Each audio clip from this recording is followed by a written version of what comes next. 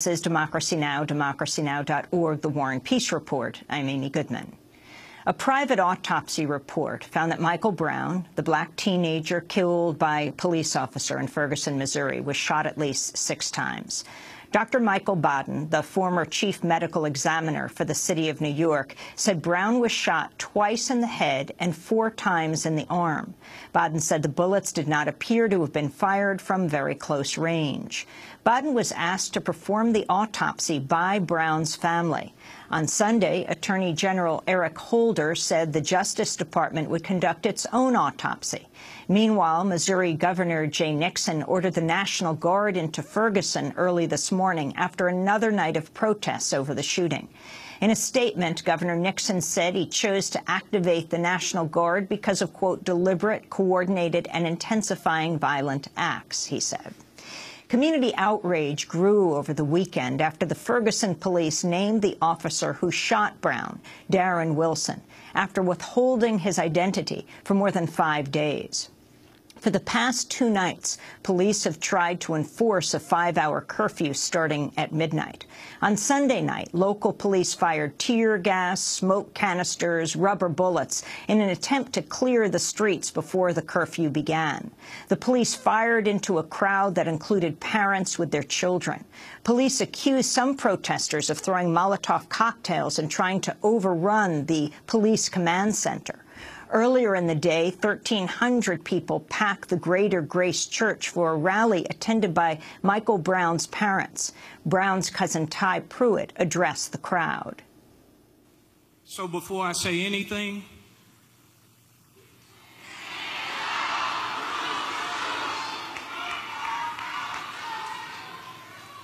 I just wanted to kick it off like that, because what I want y'all to remember is that Michael Brown was not just some young black boy.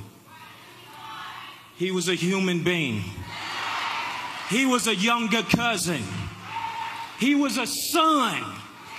He was an uncle, a nephew. He was not a suspect. He was not an object. He was not an animal. But that's how he was killed. This was the last actions that our family member made before he went to rest. This will be stuck in my family's memories for the rest of our lives. So when you protest,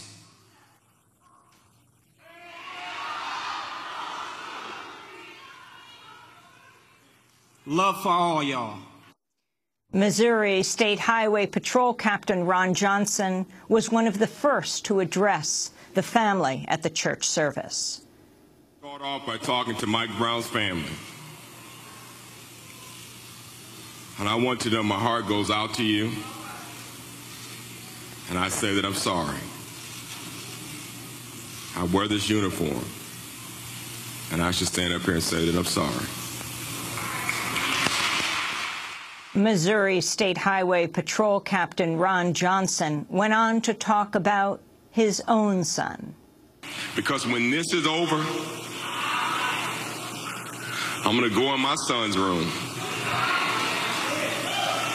My black son.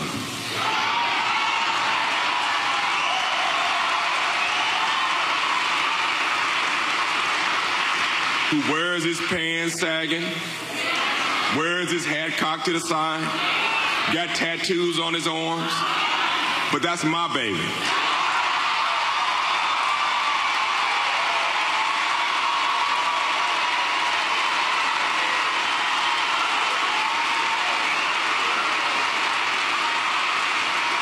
And we all ought to be thanking the Browns for Michael, because Michael's gonna make it better for our sons, so they can be better black men. So they can be better for our daughters, so they can be better black women. Better for me, so I can be a better black father. And we know they're gonna make our mamas even better than they are today.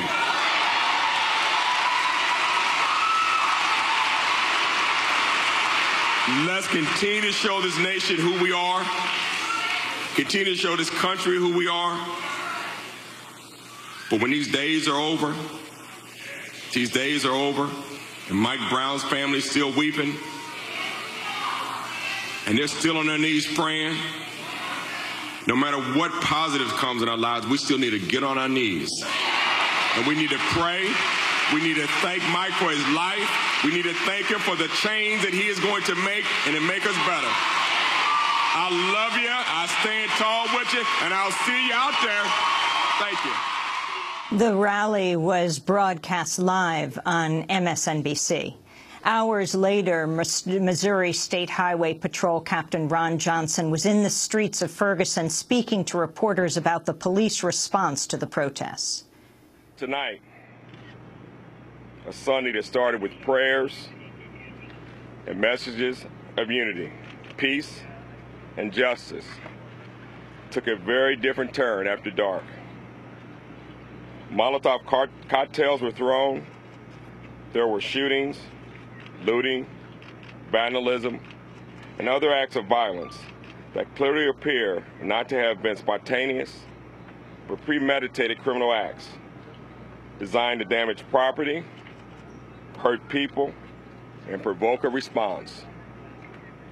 The catalyst was not civil disobedience, but pre-planned agitation and aggression, coordinated in many cases. Missouri State Highway Patrol Captain Ron Johnson speaking in the streets of Ferguson. When we come back, we go directly to St. Louis to join guests. Stay with us.